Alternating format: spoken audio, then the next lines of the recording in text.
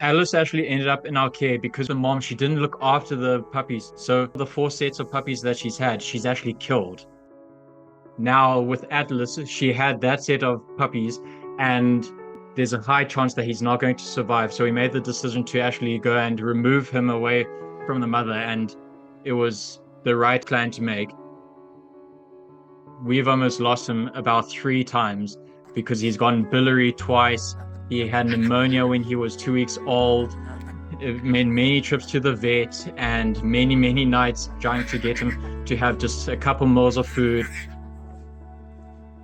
He would just be weak and always tired, and you would see him go up and be a lot better, and then he would drop down and be a lot worse. And just seeing this tiny little thing when he was first sick, it was really emotionally draining because you're trying to do everything in your power to make sure that he survives.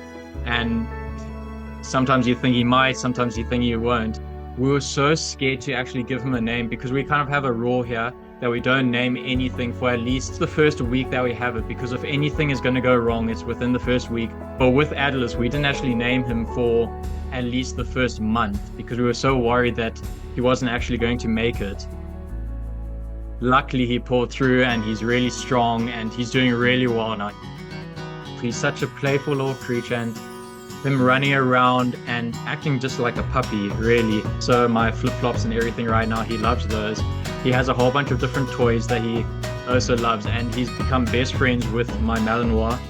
So they run around together and they play all the time. So they are a perfect match.